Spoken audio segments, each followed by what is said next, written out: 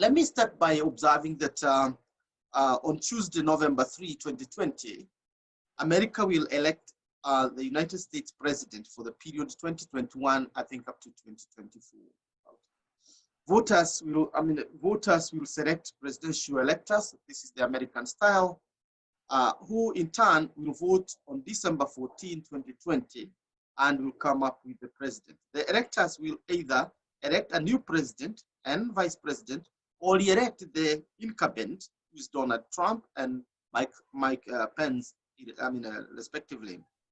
The winner of the 2020 presidential election is scheduled to be sworn in January, the same time Kenya takes its seat in the UN Security Council as a non-permanent member. So Africa is closely monitoring the 2020 race with bated breath, and for reasons. To begin with, internal dynamics in American politics have put the future of democracy globally at risk. For the first time, there are speculations that the doctrine of peaceful transition that has underpinned America's democracy may be challenged, that Trump might refuse to leave office should he lose the election. The credibility of the US voting system has also been actively eroded, and internally, American democracy is waning. Americans are denied the right to peaceful protests, are brutalized by the police, and are facing all manner of abridgment of democracy. Externally, the US commitment to democracy as guarantor of lasting peace and security in Africa has also waned. Indeed, the focus on security and counterterrorism are actually undermining the pursuit of liberty and happiness on the continent. In other words, we are beginning to see tension, palpable tension between the ideal of security and the ideal of democracy. Now, what are the scenarios for the 2020? What are we likely to see as the outcome scenarios? And in this case, I want to weave my argument around two scenarios. The first scenario is what we are calling a Trump-Pence victory in 2020. Now, a renewed term for Trump will continue with emphasis on security, counterterrorism, and prevention of violent extremism. Despite rhetoric on freedom and democracy, democracy will remain in the back burner. And despite Trump's populism at home, the US will prefer to work with African states and strongmen rather than empower democracy and African people. America will work with Africans to fight terrorism. Americans will also focus on strengthening the capacity of its military bases in Eastern Africa and the Indian Ocean to fight terrorism and piracy, and to contain the growing influence of China, Iran, and resurgent Russia in the region. This will accelerate the ongoing external militarization of the Horn as a whole. The second scenario is a Joe Biden-Kamala Harris victory. It is likely they will work to fulfill their promise to revive America's commitment to advancing human rights and democracy around the world. But Democrats might be more hawkish in pushing for the containment of China, which has a strong footprint on the Horn of Africa. This will refocus attention on security rather than on democracy and freedom. In the light of this, the big question is what will be the implications of each of the two possible election outcome scenarios in the 2020 election for security and counterterrorism in the Horn of Africa, in Africa in general, and the Horn of Africa in particular. In this presentation, I wish to reflect on the evolving US policy towards Africa in the light of the 2020 election. Second, examine the implications of each outcome scenario for security and counterterrorism in Africa. Finally, I would want to mention a few things or a few policy options that Africans might want to pay attention to outside what is happening in America. I wish largely to draw my examples or to draw from the Horn of Africa which has been the recent focus of my research on AMISOM, or African Mission in Somalia, and the changing regional geopolitics. Now, let me start by looking briefly at what are the Americans' policy towards Africa in general, and the Horn of Africa in particular. And I'll be fast on this one because it's a familiar terrain. The only point I want to make is that we should not see the American policy towards Africa as seamless. It has changed over time, and it is still continuing to change.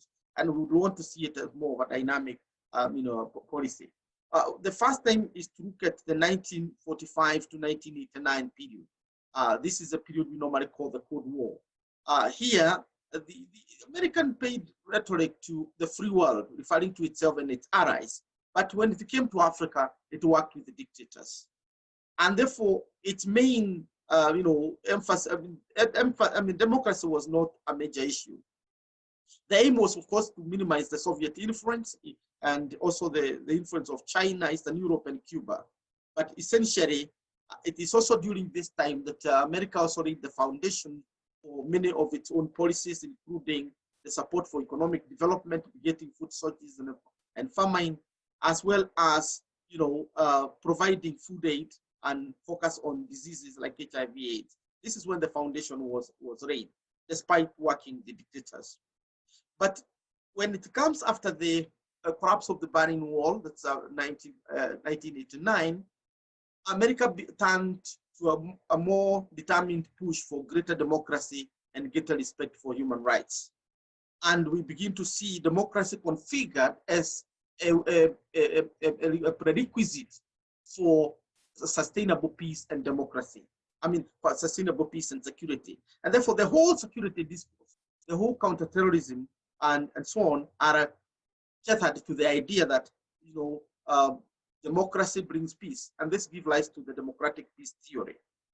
Now, but after September 11, we begin to see more emphasis on the global war on terror, and at the same time, resources are directed towards counterterrorism, and the aim in the Horn of Africa specifically is to prevent Somalia from becoming a safe haven for Al-Qaeda or other transnational jihadist groups. Now, the action of America at this juncture is to seek allies who are going to enable it to establish bases irrespective of their human rights record and democratic credentials. And we begin to see that the main issue here is the commitment of a regime to fight terrorism rather than to entrench democracy. And that ambivalence between security, counterterrorism, and human rights and democracy on the other must be seen. Now, with the rise of China and the resurgence of Russia in the new millennium, we have seen a decline, we have seen a return to the Cold War era geopolitics. And of course, this has tilted the American policy to the familiar Cold War era policy of preferring strongmen and allies. And in the Horn, we are back to the era of strongmen, and we've seen preference of countries, certain countries, no name mentions here, which is not based on any democratic credentials, as I've said before, but on their ability to support America's interest in promoting security and counter-terrorism interests. And therefore, we are at a time when the uncertainty, there's uncertainty around democracy at home in America, and no one has any doubt that the US has lost much of the grammar, the luster, and moral force of an imperial power that it has been for the last 50 years. And the troubling incompetence in addressing the COVID-19 pandemic is also worrying to many Africans. But as they say, it ain't over till the fat lady sings. America still wields considerable power and influence globally, and it can still be a powerful counterpoise to dictators on the continent. In this regard, the most important thing is the outcome of the coming election. And now, what are the implications of this in regards to the scenarios? Now, some of the issues that are emerging as key issues, one of the issues is climate change policies and And in this case, in terms of climate change, it is very, very important for the Horn of Africa, which has recently experienced desert locust invasions as part of the impact of climate change and global warming. And therefore, we here see that it is unlikely that the Trump administration is going to be of help to the region in this regard, because Trump has repeatedly questioned the science of climate change, expressing doubts about whether human activity is responsible. And therefore, this debate is not going to be useful as if the scenario is in a Trump victory. On his part, Biden has described climate change as the greatest threat to our security, and he has called for a revolution to address the impact of climate change and released a national plan to reduce emissions and invest in technology and infrastructure. And in this case, a Biden victory is likely to revitalize America's intervention in regard to climate change and possibly bring more resources to bear on this problem.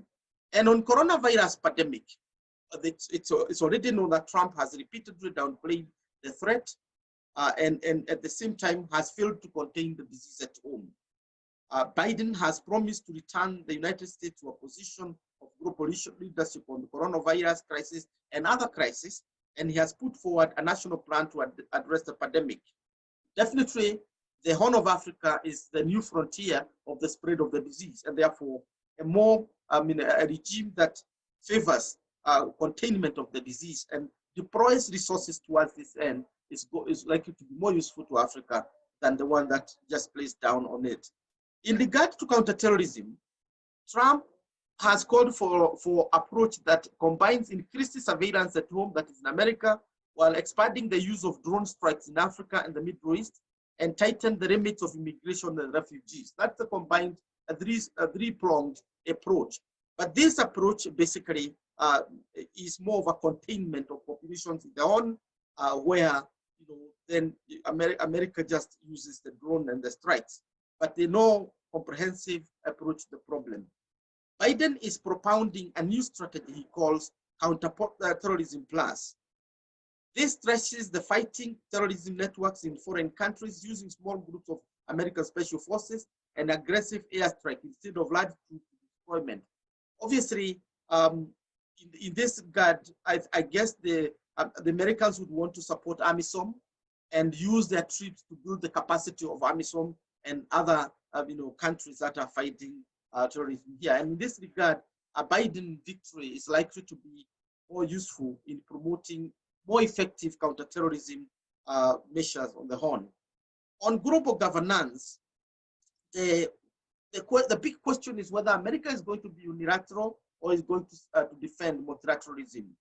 And this is of interest to Africa. Countries like Kenya, which are in the are going to enter the United Nations Security Council, will be more or less promoting multilateralism. And in this case, Trump administration is going to champion military, pushing for increased defense spending, major new weapons programs, and new branches focusing on space. He's focusing on a greater power competition with China. This is not likely to be of much help to Africa as such, but Biden is worried of unilateral efforts by the United States, emphasizing the importance of diplomacy and working through alliance and global institutions. He prefers narrow objectives in the use of force, which is what the countries in the region would like to see. And on multilateralism, Trump's America First policy is not very useful to the region because it has led America to withdraw from major international agreements and commitments in the argument that this is going to save American resources. And he has criticized global institutions for basically, taking up, forcing America to surrender its sovereignty. Again, the point being made here is that Trump's America is likely to continue to be against multilateralism. It's going to be against the global system as it were. Biden is emphasizing on multilateralism, stressing the need for closer relationship with American allies and the cooperation of international institutions. Obviously, This is likely to strengthen relationship with the European Union and others, but as we are going to see, it's not going to be to bridge the gap between America and China and other allies. Finally, on refugees and asylum seekers, Trump is campaigning on the usual platform of sharply reducing both legal and illegal migration. He has taken executive action to reshape asylum, deportation, and visa policy. Now, the Horn of Africa is one of the epicenters of in the production of refugees and asylum seekers, and therefore the region is not going to benefit. Those who remember the Nairobi protocol on, or rather the Nairobi Declaration on Refugees and Asylum Seekers, which was signed in 2017, will know that it will benefit a lot from America that is more sympathetic to refugees and asylum seekers. But Biden has called Trump's approach to migrants and asylum seekers morally bankrupt and racist. Therefore, he's likely to change this policy, emphasizing the need to address the root causes of immigration in the countries of origin. This will, of course, require a multifaceted partnership between the United States and Africa. But the big question that is likely to affect security and counterterrorism on the Horn is the increasing confrontation between the United States and China, which is a big issue in the 2020 race, and which is likely to affect or impact greatly on the Horn. This rivalry has been heightened by the pandemic of the new coronavirus that is said to have originated from China. And Washington's original plan to manage China's rise by integrating it into the global institutions and the international, liberal international order seems to have failed. And therefore, what we begin to see is that China is a big issue. Now, it has not helped matter that the Trump's America First isolationism, trade wars, and protectionism have widened the ideological gap between the two countries. And paradoxically, it is China that is now emerging as the leader of globalization, whereas America is championing anti-globalization. And Beijing, therefore, has become more assertive and is challenging America on every front and is getting the support because it is supporting the right policies. So what are the likely scenarios for this? My argument is that the policies of the Democrats and the Republicans are the same. And therefore, the impact on the Horn of Africa, or the Horn of Africa in particular, or Africa in general, is going to be the same. Obviously, Trump is escalating confrontation with China as a vote catcher, but the Democrats have also upped the ante, and Biden has framed China's rise as a serious challenge. And he has promised he would mount a more effective pushback against China than Trump, and work more closely with allies to pressure Beijing to kowtow to international institutions, which it's already doing. He has criticized Beijing's abusive trade practices and has warned that China may pull ahead of the United States in new technologies. He is likely to play on Beijing's perceived human rights record, and this is going to effectively bring us to the Cold War era kind of politics. And my conclusion on that is simply that whether it's a democratic victory or a Republican victory, it's not going to change the situation in the Horn of Africa in regard to the emphasis on security and counterterrorism, because the issue of China is going to tower higher and above than any other issue. And it's therefore, we're back to the Cold War kind of scenario. Now, given this, and in conclusion, what are the policy options for the countries in Africa, and more particularly those in the Horn of Africa? Let me start by observing that, as I have said before, in January, Kenya will take its position as a non-permanent member of the United States Security Council. It's going to be the only pivotal state in Africa in the United Nations Security Council.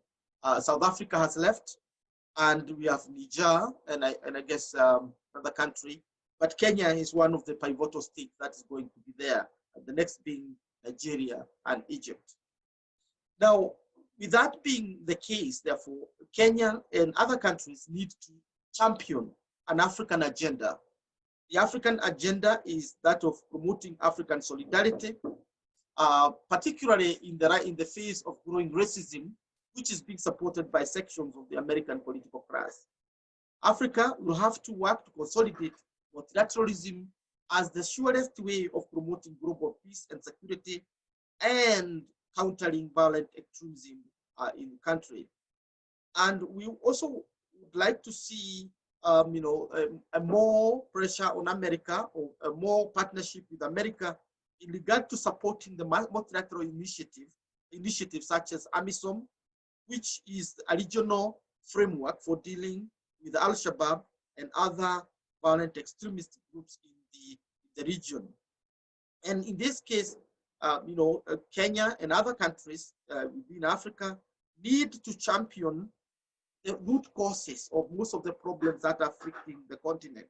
And this will focus attention on issues of climate change, issues of global warming, which are undermining agriculture and other sources of livelihoods on the continent.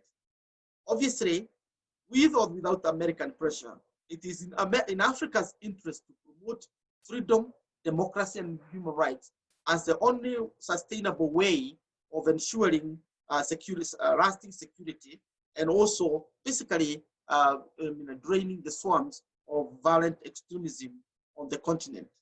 And I think with that, I would argue that there is not going to be any seismic change emerging from the American elections. But I would argue that a Biden victory is likely to bring us back to a more orderly world, despite the approach it is taking on China. But basically, the world is likely to be in safer hands in Biden than in Trump. That is basically my conclusion. But the issues that are underlying Africa's relation with the United States are going to remain. Thank you very much, and I will wait to listen to your questions and comments, and possibly we have a more deeper debate on that. Thank you very much. Peter, thank you very much, and good to see you. Good to see you, Gilbert. And excellent presentation. I think what we'll do now is get Michelle Small's presentation, and then we can go to our Q&A, and we can come back to some of the big issues you've raised about the Horn, and I want to debate you at some point through my questions. Thank you. Yeah, thank you, Peter. Michelle, are you ready? Yes, thanks, Prof.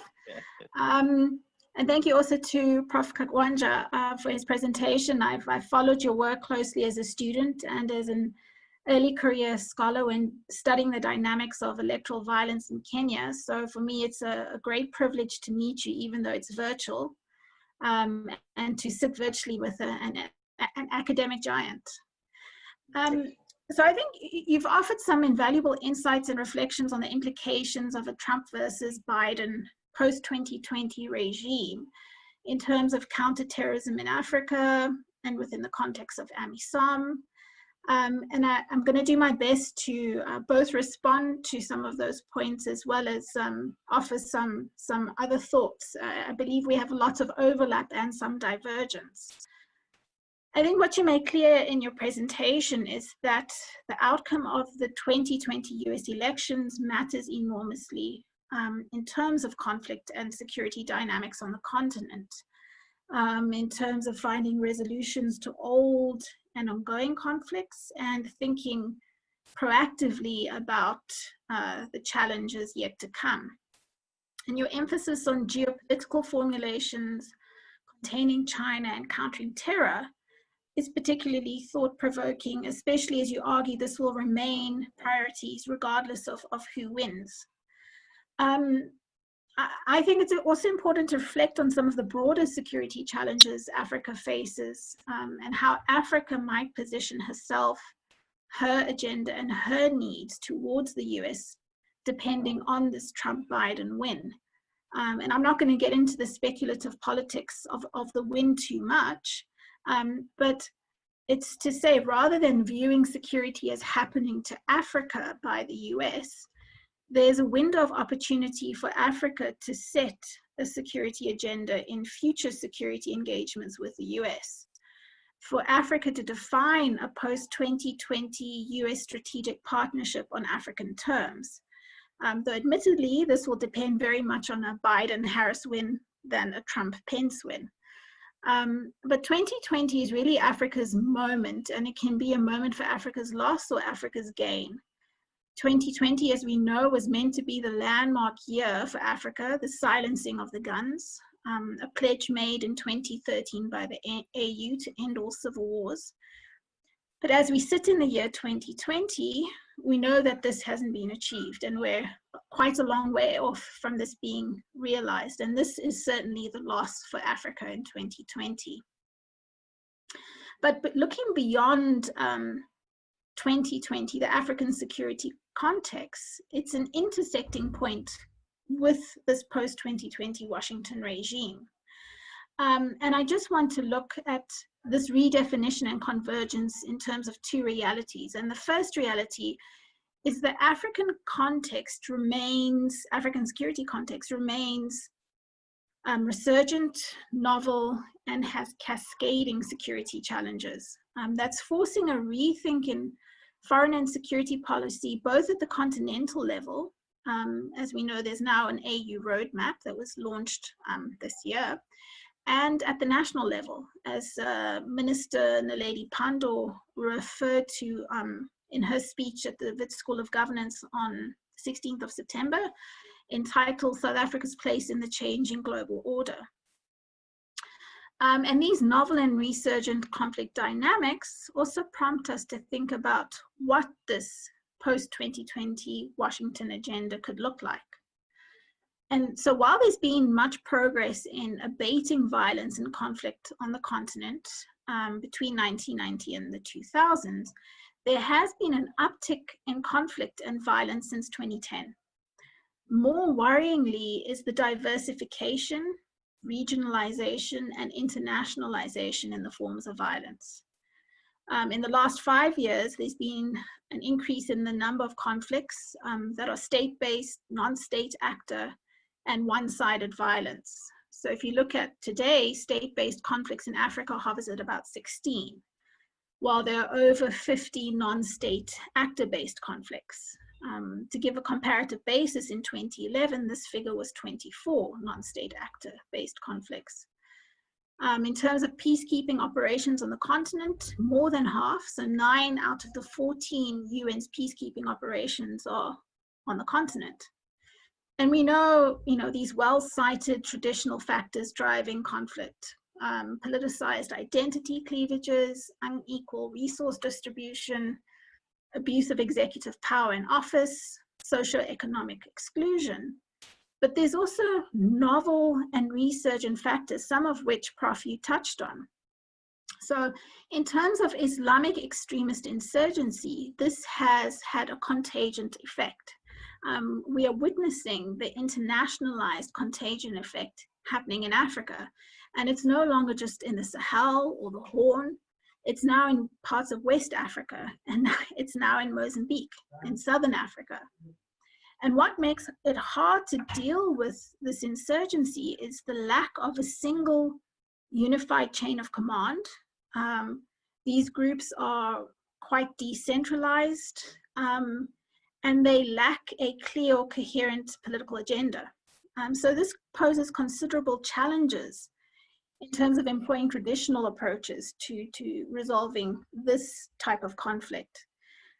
The second kind of novel or resurgent factor when looking to the African context is this renewed covert backing of rival militias by and non-state armed groups by regional and foreign powers. And I think the case in Libya is a case in point, where this geostrategic competition for influence has pitted Egypt and Russia and the UAE against Qatar, Turkey, and most of Europe.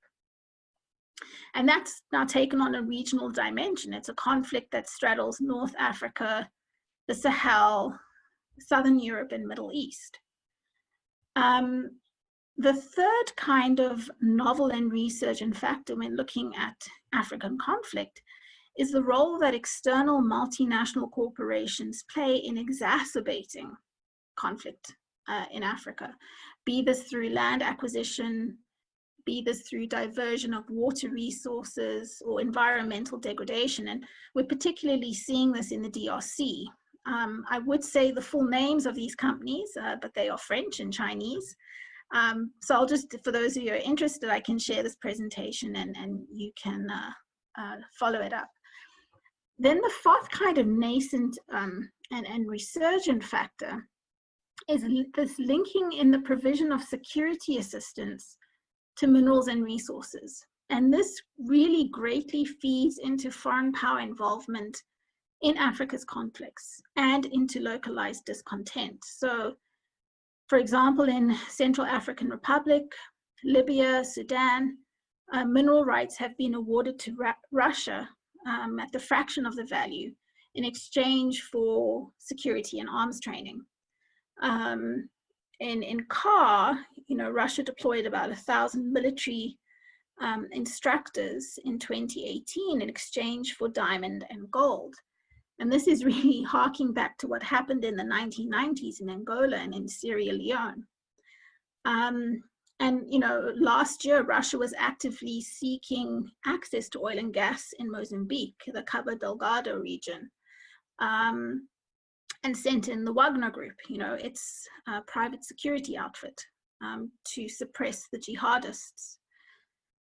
The fifth point I want to make about this novel and resurgent factor in terms of African conflict is the criminalization of conflict, whereby transnational criminal syndicates have become interlaced with other forms of non-state active violence on the continent. And so violence has become a profitable outcome, whether it's through the proliferation of arms or whether it's through human smuggling or child smuggling.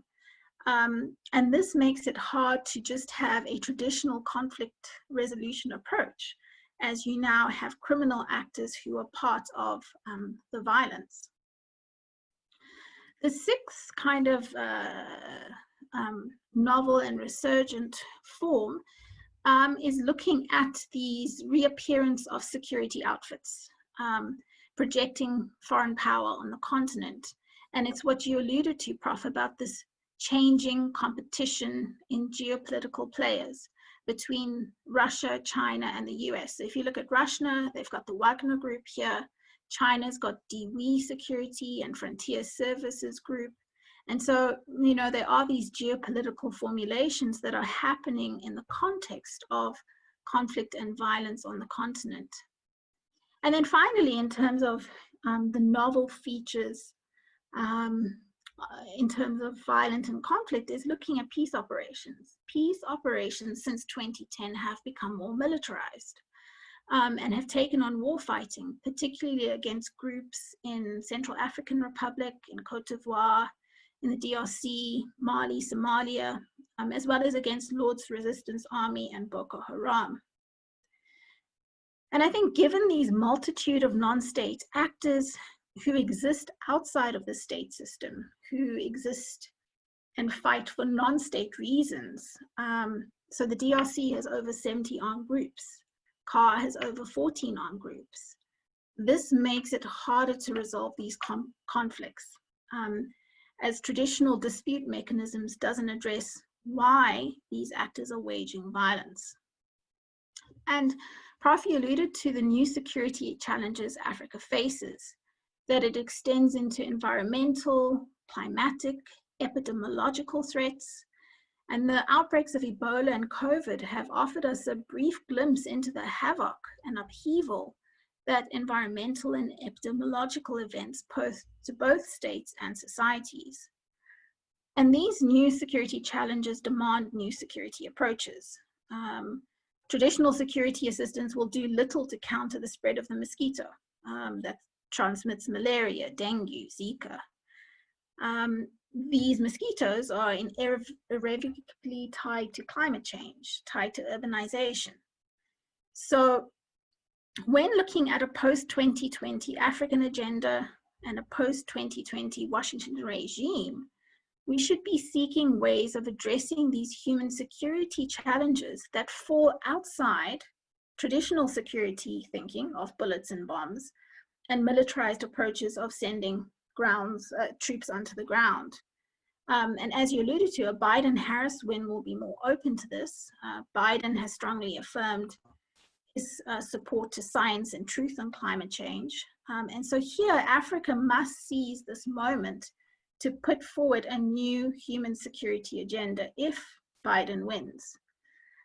You briefly alluded to elections, and elections are another area traditionally considered the internal and domestic affairs of a state. But elections, as we've seen, has changed the nature of violence. After an election, peace is not a given outcome.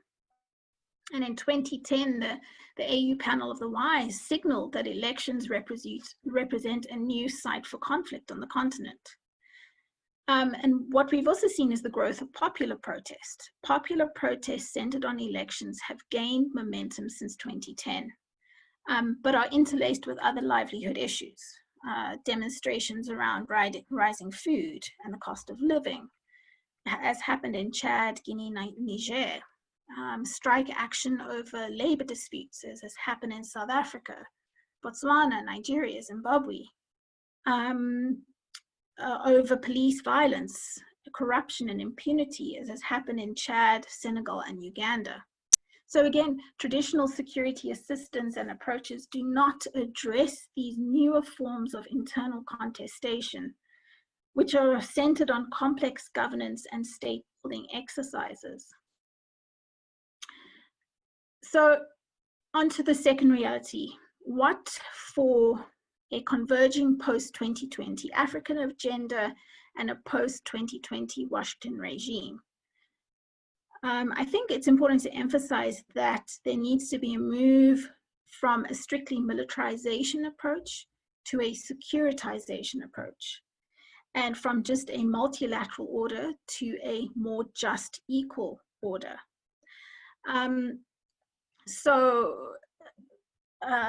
Biden has alluded to some of this. And if we look at, going back to Naledi Pandor's speech, she signals South Africa's intention to keep championing for the Eswatini consensus for reform of global governance institutions, specifically the United Security Council. And so, you know, the figure that she gave is that out of 43 African countries, only 2 chairs are held in the IMF. So in terms of Washington Africa agenda here, a new multilateralism needs to be equal, it needs to be inclusive, it needs to be democratic. And so this is an area where redefinition and convergence can happen. Also in terms of how you address the fighting, the demobilization of non-state armed groups needs to offer viable livelihood alternatives. This is the securitization approach. The integration into national armies has shown little success in the long term, as these entities just go back to fighting, as the M23 regrouping in the DRC has shown. So achieving the conditions for the AU roadmap by offering these viable livelihood alternatives also then is tied to redressing unequal trade, finance, and economic conditions for Africa in the international system. And here Africa has some clout. So while Africa accounts for only about 2.4% of global trade, it holds over 30% of the natural and mineral resources that underpin the global economy. And this development security nexus should be high on this converging post-2020 Washington regime and AU agenda. In terms of the AU, the work that the AU has to do, the AU's reliance on external assistance to support its functioning comes at a cost to its ability to function on its own. So only 2.3% of the AU's budget actually comes from AU member states. In terms of looking to the US here, the use could better support a multilateral approach, a continental approach over these kind of bilateral security engagements in which these power projections then further on the continent. So, Prof, in a very long-winded reflection, your presentation, I wondered if I could pose two questions to you. The first is, in your assessment of contemporary peacekeeping operation mandates, along with bilateral interventions in the form of AFRICOM and the G5, there's been a blurring in lines between peacekeeping, stabilization, counterinsurgency, counterterrorism. Do you think that these have accelerated conflict in Africa?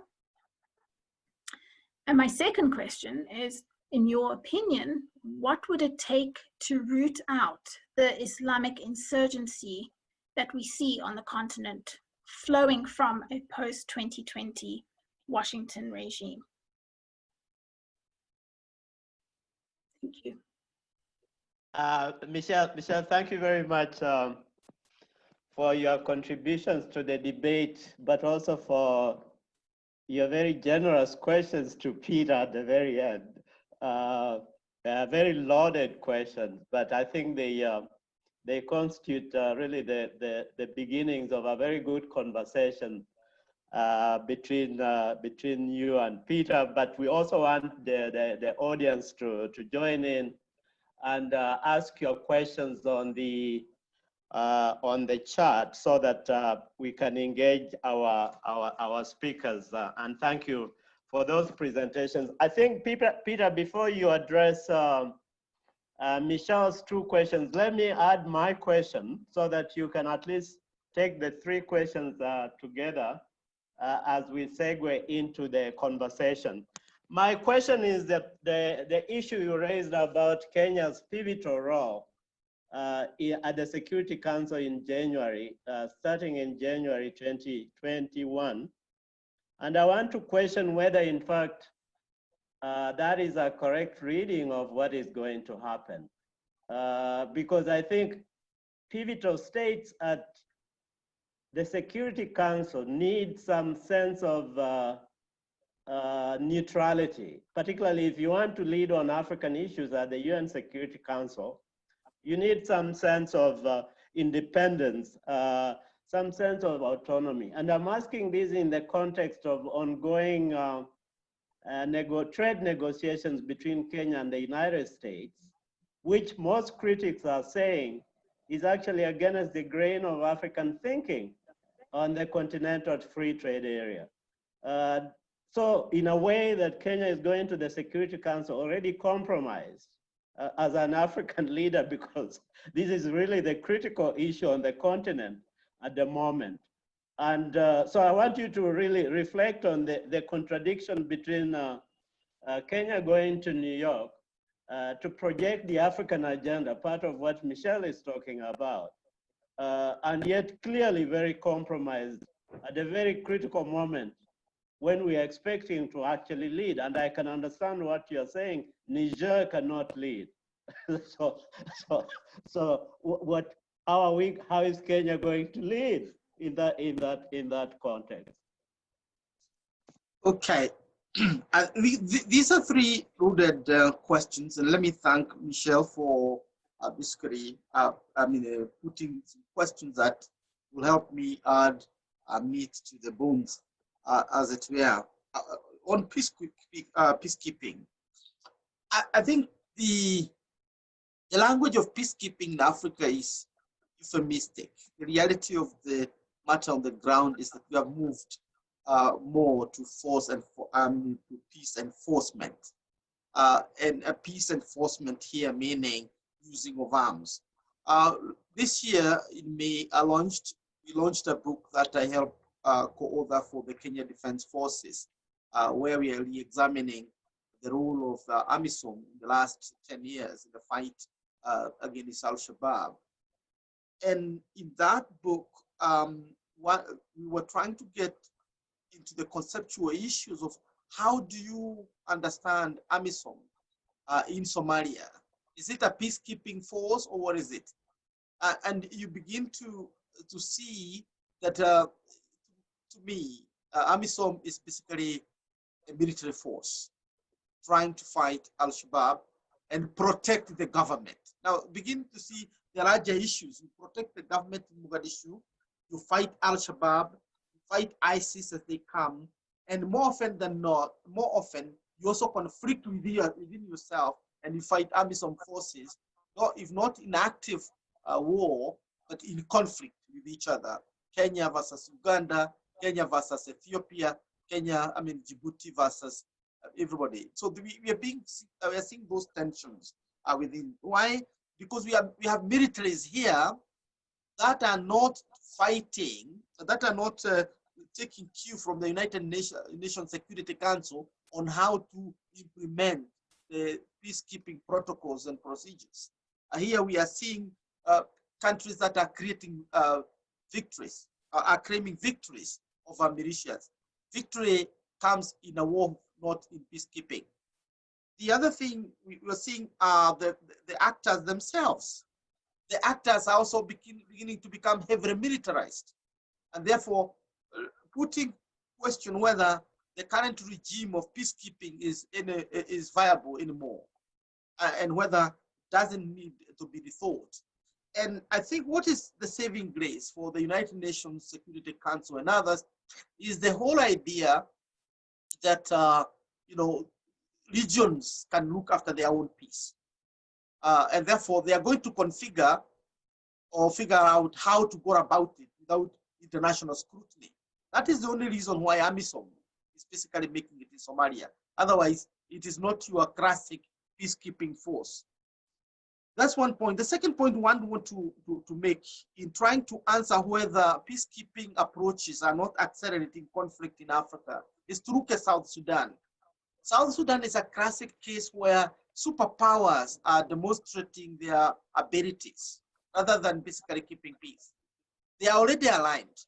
These forces are aligned to this warring group, and the other one is aligned to this. And what they want to see is to retain the stalemate so that there can be negotiations. China has one of the largest peacekeeping force in Africa in South Sudan, largely because of the oil interests. United States has also, exercised its force within the United Nations Security Council, and also has a peacekeeping force there together with the European Union. Everybody has a peacekeeping, their troops there. But the essence of it all is that it is Uganda that is calling the shot, because it matches military outside the United Nations Security Council agenda and to protect the Salva Kiir regime in Juba. So Uganda is not your classic part of peacekeepers, it's simply protecting the regime. And how would you characterize Uganda versus Kenya? Kenya is also a neighbor to Uganda. They have all the same interests, but the two enters the battleground from two mandates. One, basically to protect a federal neighboring government, and the other one to implement an international mandate, but at the same time, with interest. So that is the way I would see it, that the whole doctrine of peacekeeping in Africa is at the crossroads. It needs to be rethought, and we need to call a spade, not a big spoon. What we have in Africa are not peacekeeping regimes, but peace enforcement regimes, or even open warfare if you get to the case of Somalia. In the second question, well, how do we root out Islamism? There are two views that are being made here. One is the one championed by the United Nations bureaucracy generally, and the World Bank, that investing in development is the way to deal with violent extremism or Islamist groups. Now, the moment you develop an area, then there are no grievances to be preyed upon by the militants. My visit to Khartoum proved this very, very wrong. I discovered in Khartoum that the people who are joining ISIS and other terrorist groups internationally are the sons of who is who in the government. They are the daughters of who is who in the administration. And they themselves are not your ordinary citizens. They are holders of first-class degrees from Khartoum universities and other universities in medicine, in engineering, in law, and all the other privileged professional you talk about. Why is this a case? Because it's more of an ideological commitment than lack of development. So the development paradigm as a solution to violent extremism is itself wanting in many ways, and we need to focus on it. That is not to say that terrorists are not utilizing the development, the lack of development, lack of inclusion in systems, lack of human rights and political oppression. But all in all, you need to go beyond the development discourse in order to get solution to this. Inversely, there are those who are arguing that you need to talk to terrorists the way the Americans are doing in the Tora Bora. Instead of bombing Tora Bora, they invite the Taliban now for discussion and the negotiation, or even encourage local dialogue between the terrorists and their competitors. But now, again, that has a problem because there is an international dimension to Islamism. It is not a movement that is restricted, for example, to Somalia in the case of Al-Shabaab. It has a larger dimension than that. So what is the best way of looking at it? First and foremost, you have to address the dynamics of Islamism and terrorism within countries. I have been looking at Somalia, and by 2020, the dividing line between the security or the intelligence of Somalia, which is NISA, and Al-Shabaab intelligence, Amniyat, is blurred. You cannot tell the difference between Amniyat and NISA, and therefore you cannot tell the difference between the government in Mogadishu and the Al-Shabaab. Now, that is very strong if you get to look at it. But if you're an insider and you have studied Somalia, you can put names in all these cases. The big question, therefore, is there a way the government in Mogadishu would begin to negotiate with some of the extremists in order to help them disarm and join the government? That is already happening. And you have seen Mukhtar Robo in the southwest of Somalia even presenting himself as a presidential candidate in the state. You have seen other former Al-Shabaab actors beginning to take privileged positions in Somalia. So what does that mean? It is possible to de-radicalize these movements.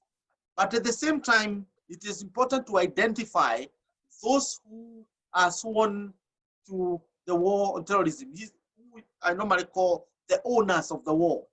If you cannot negotiate with the owners of the war, you have to fight them. But for those who are recruited, it is possible to begin to think about multiple regimes of radicalizing them and bringing them to the mainstream. After all, it is the militants of the colonial era who became the nation builders after independence. The Mau Maus and others are the ones. So again, that's something we can debate. Finally, Professor Adiagara, you know who I am in terms of my patriotism to the Horn of Africa in general and Kenya in particular. And I believe, as Trump would say, we have a big game here. We have a big plan in the United Nations. It's going to be good. It's going to be brilliant. We are going to revolutionize the United Nations Security Council. We are going to bring multilateralism. Forget about neutrality. Forget about independence. Forget about autonomy. We forget about what we are doing in negotiating trade. The issue is that Kenya got to the United Nations Security Council on the platform of Pan-Africanism. And were it not for those who are dedicated to African solidarity, South Africa, Nigeria, Ghana, and others, Kenya would not have seen the floor of the United Nations Security Council. On the contrary, would have had 3 small French-speaking countries, Niger, Djibouti, and I think Benin, basically championing Africa's interests. Nigeria at home, Kenya at home, South Africa at home, Egypt at home, and everybody else at home. And these three, rentier states, if you look at Djibouti, they're dependent on military basis for its survival, would have championed African interests. It would have been a pity. But Pan-Africanism triumphed, and Kenya is there. Kenya has no option.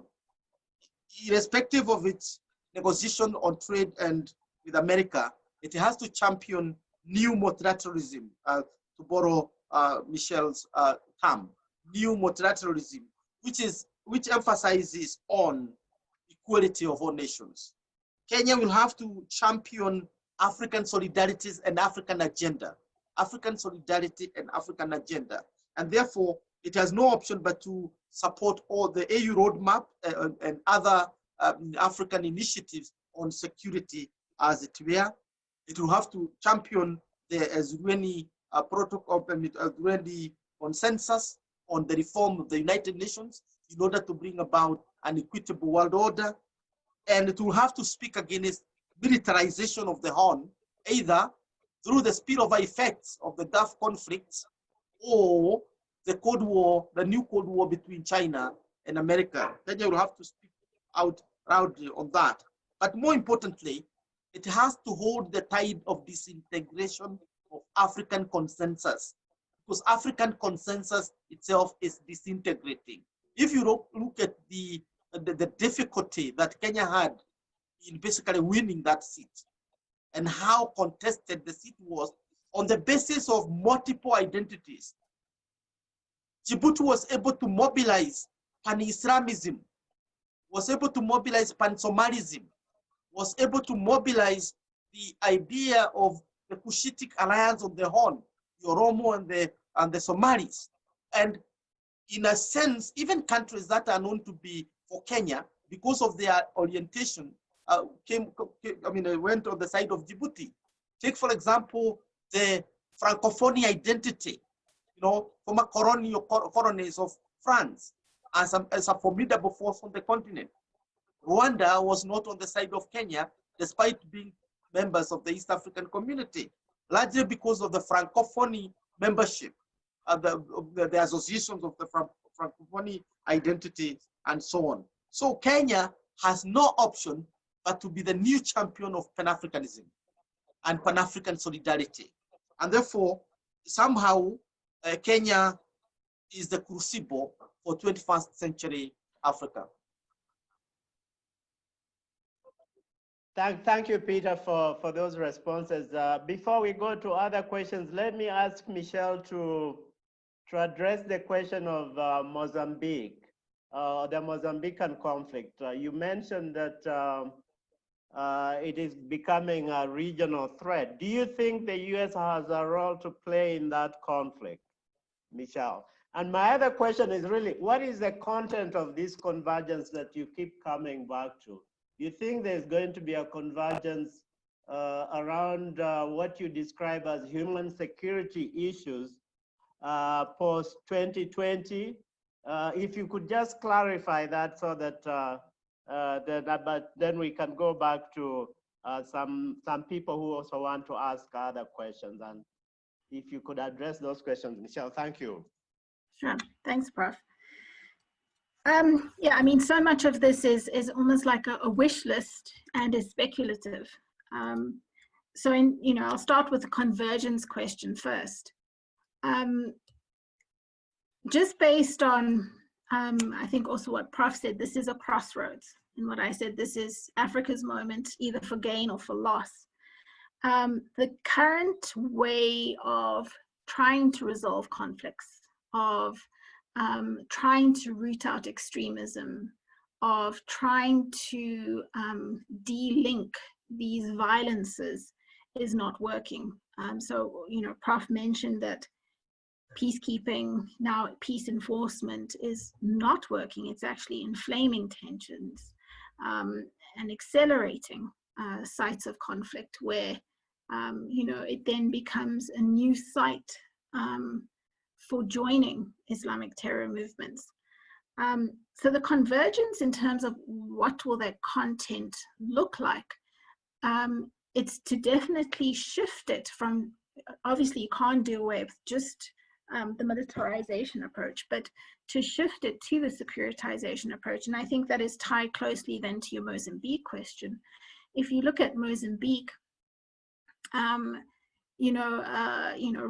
was brought back into the fold, and then there was a splinter group which broke back out and started waging an insurgency again, and now there's this Islamic insurgency dimension, and a lot of it is rooted to those livelihood issues, and that's the convergence I'm speaking of, is that these are new security challenges, not new in that they didn't exist before, but they're taking on different dimensions, and they're rooted strongly in that livelihood dimension. And so this convergence between an African agenda, if you look at the AU roadmap, it's all about conducive conditions. What are the conducive conditions for creating peace? Similarly, when you're looking at it from a US perspective, you can either look at it in a militarized approach, so as threat-based, that transnational threats are emanating from the continent, and they're spreading and they're evolving and they're interlinking. Or you can look at it in a securitization approach, which is to say that the US has trade and investment relationships on the continent. And then, if you Biden-Harris camp, you take a much more normative human rights and democracy point of view, that you build a world with like-minded leaders and like-minded thinkers. So in terms of Mozambique and the US role, it comes back to earlier points made of this renewed geopolitical competition. I wouldn't quite put it as a new Cold War or the resurgence of the old Cold War, but it's also related to Africa's inability in terms of capacity, in terms of finance, in terms of institutions, in terms of operations, to manage its security challenges that it has to look to outside or foreign partners. So, Russia's already there.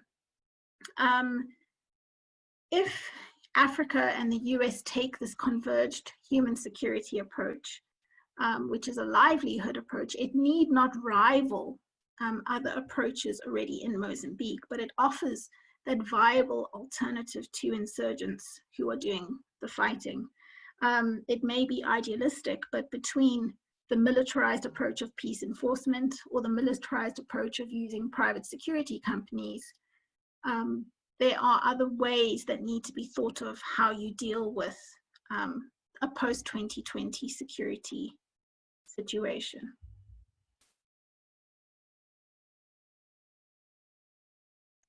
Thank you, Michelle. There is a question from John Stremlau to Peter Kagwanja, where he says, I would like to ask Peter whether he thinks Africa could propose issues for China, Africa partnership with Africans for their trilateral mutual benefit.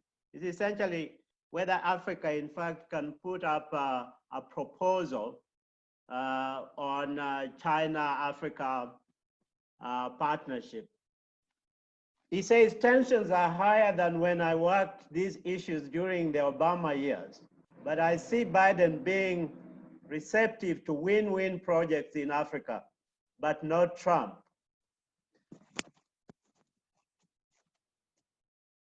Peter? Thank you, Prof, and I welcome the question by Professor Stremlau. The China-Africa relations has been one of my pet subjects, and I'm not sure I would be neutral in this regard, because I've followed this process and participated in them. And I was private to Kenya's visit to White House, Kenya's first state visit to the Trump administration, America.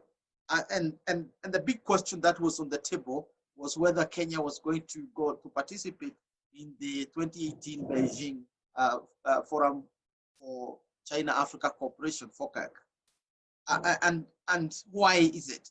Now, the point is that America's investments or priorities in Africa are wrong. China's investment priorities in Africa are right. They are what they are all about Vision 2063. That's what China's priorities are all about.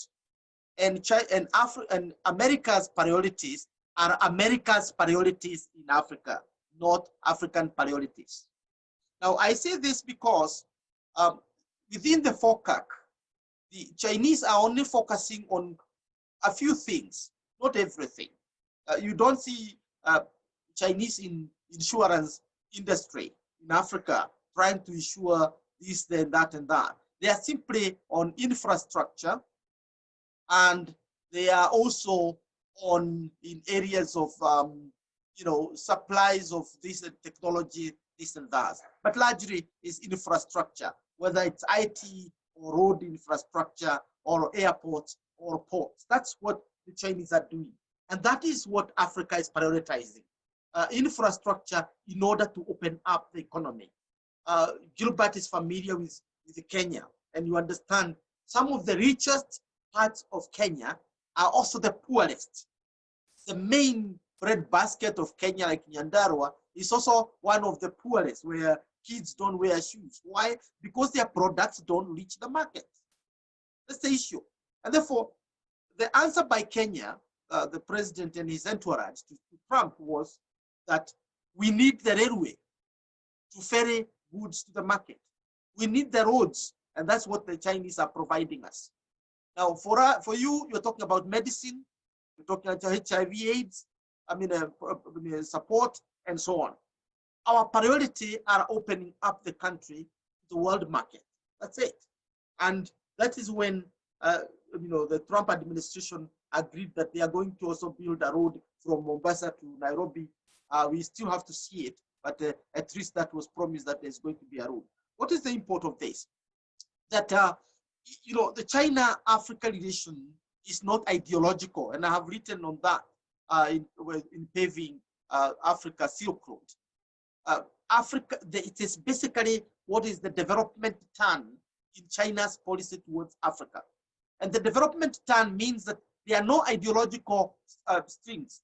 Two, whereas the West deals with aid to Africa from a framework of humanitarian or development assistance, humanitarianism, helping Africa, China is not helping Africa. China is talking about aid for development. And when you need the aid, you are directed to certain institutions to get the money. What it is helping you to do is to get the money. That is what is giving the problem of the debt burden. Because if you have too much access to resources, whether they are guaranteed by the government or not, and there is no limit, and there are no conditionalities, then there is always likely to be a problem. But the issue is that China is very popular in Africa. If you doubt that, look at Africa's attendance to the United Nations Security Council, General Assembly, or Africa's attendance to the AU itself, and Africa's attendance to FOCAC. Africa's attendance to FOCAC from 2015 to date is almost 100%, almost. Only one country, I think one or two failed to go to Beijing.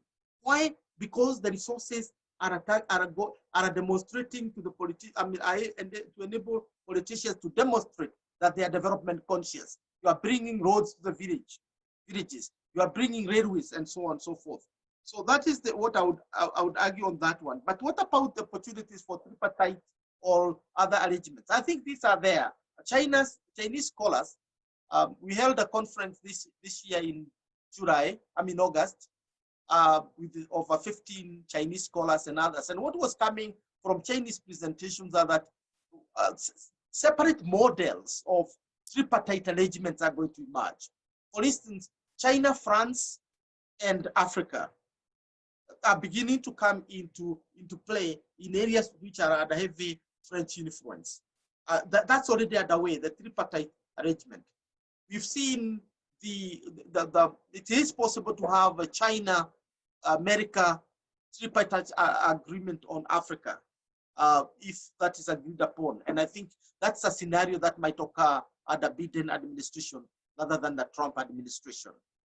We are also going to see increasing tripartite arrangement between China and India and Africa in areas that both powers have something to offer. China and the European Union and Africa, we're going to see all these multiple. I don't just see China, America, tripartite arrangement for Africa. I see multiple occurring. The question here for me is whether Africa has a policy towards China, because that's going to be important. Africa may not have a clear policy about America, but it knows what it wants with America because of a long-term experience as a historical partner. I mean, Kenya has a very good view of its relationship with Britain and its policy towards Britain and what it wants from Britain. That's why it has two embassies in the United Kingdom, one in London, the other one in Northern Ireland. Why does it have two capitals? I mean, two nations, autonomous nations in the one country? Because the interest in the interests are varied. They understand that. But Africa and China, we still have to clarify our policy towards China beyond the FOCAC and beyond the nice sounding concept which we are using about building humanity with a shared destiny. We still have to clarify in terms of policy. Thank you. Thanks. Thank you, Peter. We are actually going to establish a working program on China, US in Africa at the Africa Center for the Study of the US. So we'll invite you and John to debate some of those issues that John has raised. I wanted to ask another question to the two of you, which is that there was a story recently that AFRICOM is actually moving back from Stuttgart back home to the United States. You remember there was a big debate about locating AFRICOM in Africa. Do you think this is an opportunity now to revisit that issue? African countries coming up with proposals about hosting AFRICOM. I just want your big reflections on that big question. Is this the appropriate moment for Africa to revisit hosting AFRICOM? I think it depends on how big AFRICOM want to be in Africa, because Camp Lemoire in Mogadishu, in Djibouti, is a big port with 3,000, almost 500 American troops there. Down here, we have Camp Simba in Lamu in Kenya, which has American troops in there. Ethiopia, of course, is hosting huge, a huge camp for the Americans, which has the capacity to basically do the drones, send the drones against Al-Shabaab and other militants in the region. And you can go on enumerating the bases that the United States has. Obviously, in Africa there is a very palpable resistance to the militarization of the continent, and that is going to remain. So it depends on how smart America is going to act in order to build its capacity. Camp Lemoire in Djibouti is big enough. But look at others. It is not only America which is having camps in Africa or centers in Africa. Japan has its first international camp, military camp, if you wish, in Africa. The first one in Djibouti again. China has built a big one and paying the heaviest rent to Djibouti, I guess with the agreement with the France. Again, we have it there. So AFRICOM perhaps should be more flexible in the way it wants to structure its presence in Africa. If you just want to have one country which hosts AFRICOM, then that might be a big problem. But I don't think any African country has any problem having AFRICOM wing, for example, air wing in Johannesburg, maybe the army in Kenya, maybe the intelligence in some place, Egypt, near Israel, and some other things in the Indian Ocean. I mean, the command will always be in America itself. So why doesn't AFRICOM become flexible and restructure itself to fit the needs of Africa? What the Africans don't want to hear is that they are a military base that can be attacked because they are a military base in America, because it is all coming from our colonial experience. You don't want the French base in Africa. You don't want the British base in Africa. You don't want the German base in Africa. And by that, in the right of that, you don't want American bases in Africa. But you want military cooperation with France. You want military cooperation with Britain. The British have about 20 to 30,000 of their troops in Kenya at any one time, training this or that. Who cares? Nobody raises that. But the British don't have any base in Kenya. That's what we are trying to say. So AFRICOM need to be smart and need to be flexible and work with Africans to basically push this. The command can always be in Washington, because that is what it will always be. Command will be in Washington. I hope, Gilbert, I've answered your question well. You are, yes, you are muted. Michelle, sorry. Michelle, could you go in quickly, jump in quickly before we go to the next question? Sure. Well, Prof, it's not really an answer. Your question has prompted more questions in my answer, which is, you know, does this fit the African agenda to have Africa on the African continent? What would be the terms of engagement? What is different about the approach?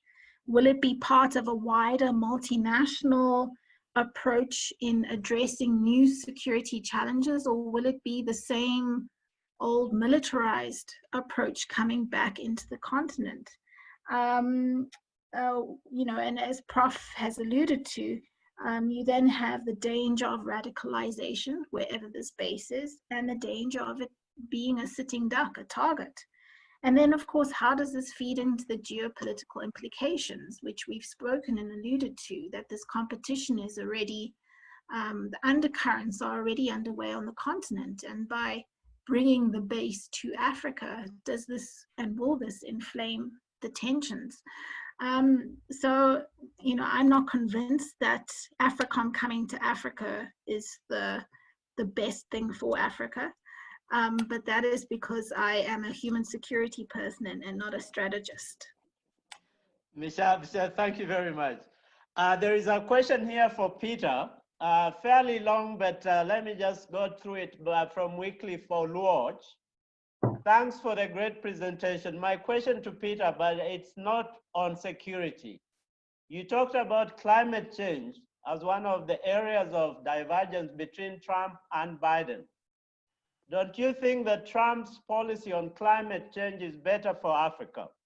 I mean, the solution being imposed by the West, for example, clean energy cannot work in Africa, where many states can barely meet 50% of the demand for energy. Some of the resources of energy the proponents of climate change are condemning are the ones they are used to developing in their own countries.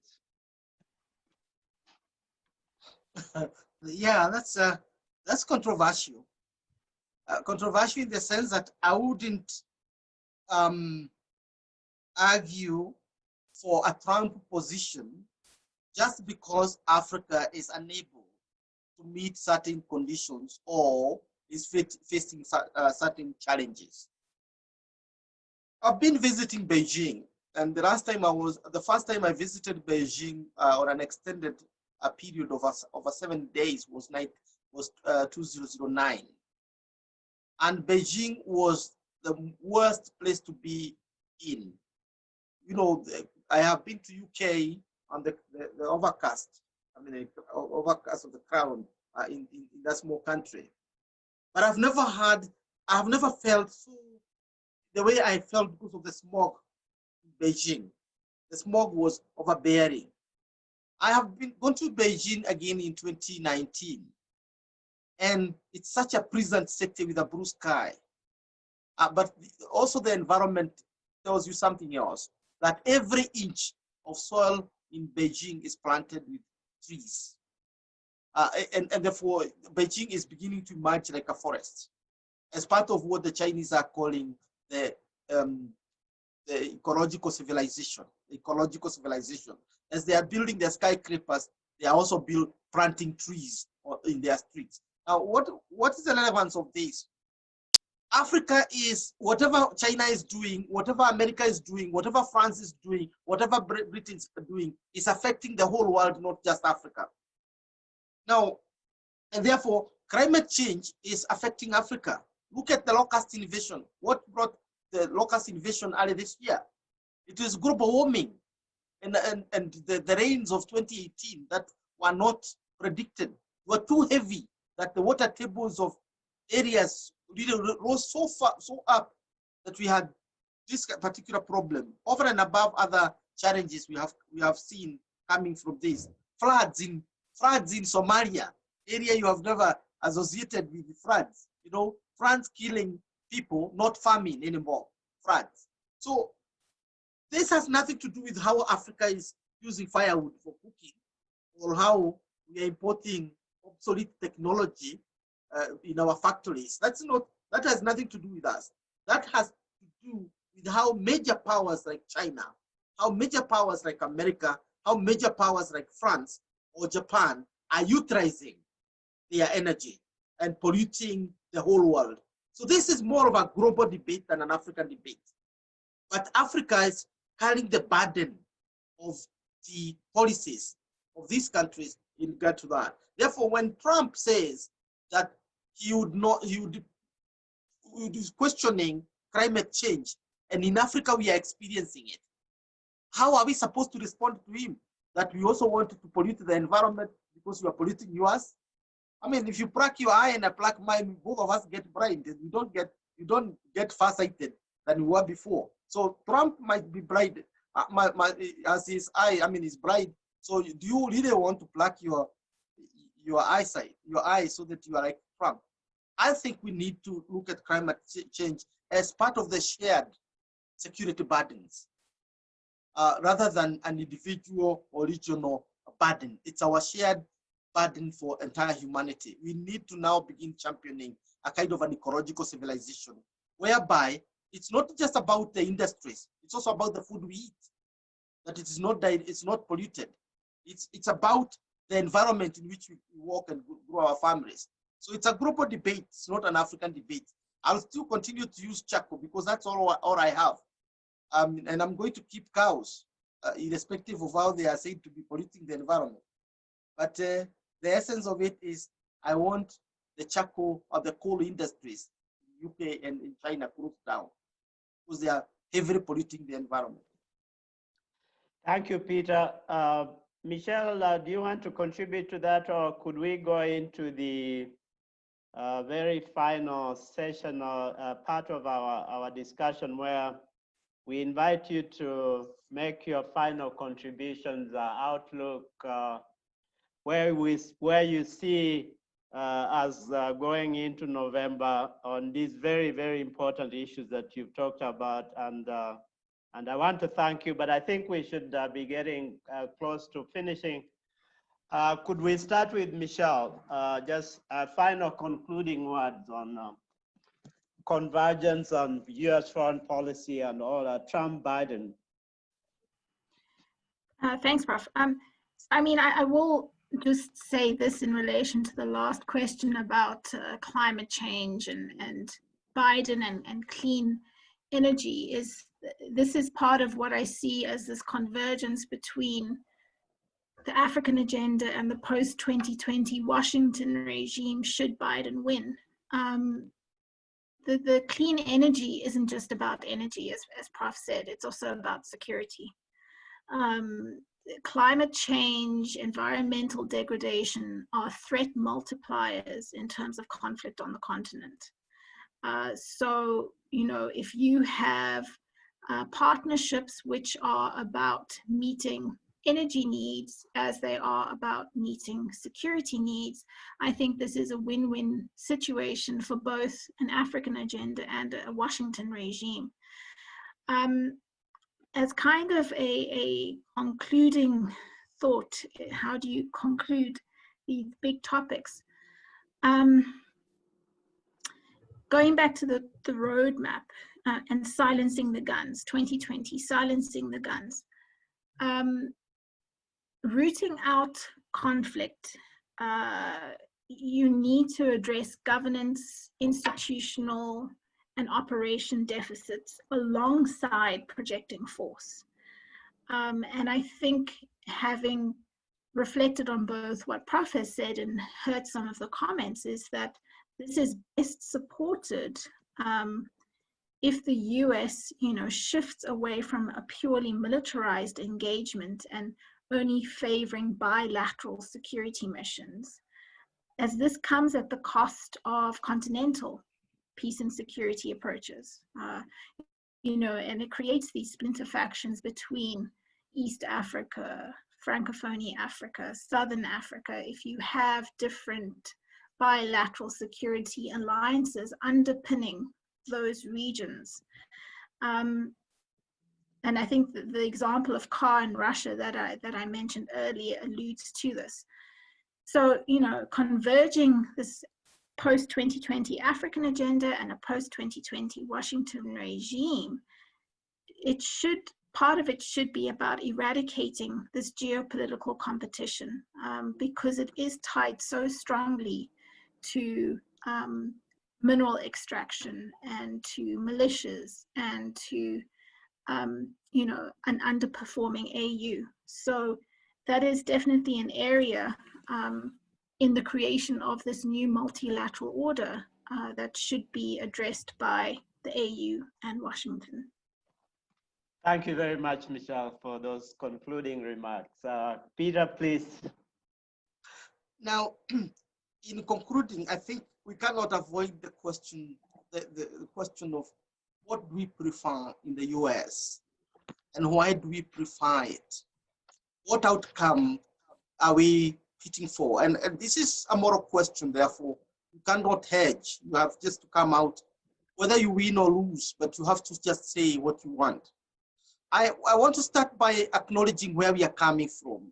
Therefore, what we see in January 2021, whether it will have built into what we have been building. First, the post-war order, a group order, based on the United Nations, was an understanding that unilateral activities by states, however strong or however weak, will endanger not just global peace or its relations with rival powers, but the entire global peace. So somehow the world will be sucked into this conflict and therefore end up. So instead of getting sucked into the conflict, we established the United Nations system, not the best and the most perfect of all systems, but at least it has served us well. We've had peace the last 70 or so years. Now, based on the United Nations system, those of us in Africa who had misgivings about the United Nations thought that we need to regionalize and localize our security system. For example, we redefined our sovereignty. Rather than defending national sovereignty, we talked about defending continental sovereignty.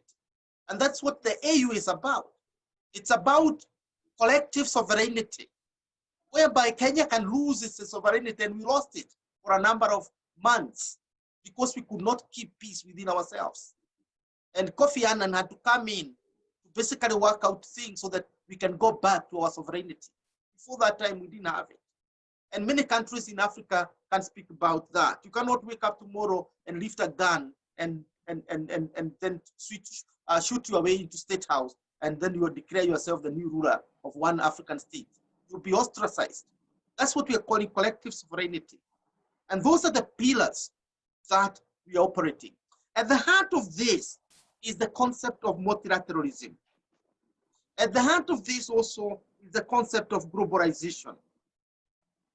At the heart of this is rejection of the militarization of the world.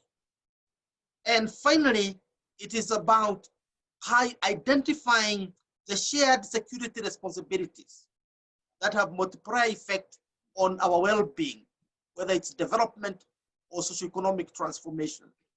And therefore, the Trump administration simply devised this, and we don't know how to live in the world that Trump is defining. We don't know how to live. And those of us who are scholars have had problems understanding anything about that system. If you reject multilateralism, You reject globalization. You advance the issues of militarization, including locating AFRICOM wherever you want to locate it, and rejecting things that we consider as shared security responsibilities, like containing climate change and related matters. How do we understand ourselves? That is why I would personally be henching for a Biden administration. Not because it's going to be perfect, as I have shown, its policy on China is going to be antagonistic.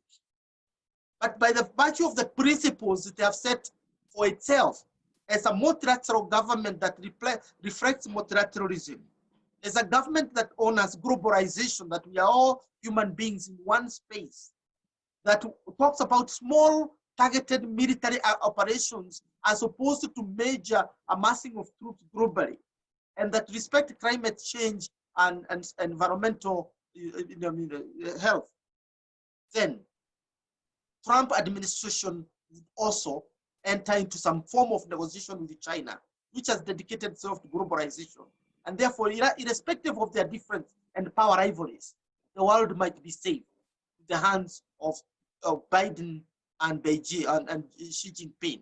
I am not sure it's going to be safe under Trump and Xi Jinping or his successor.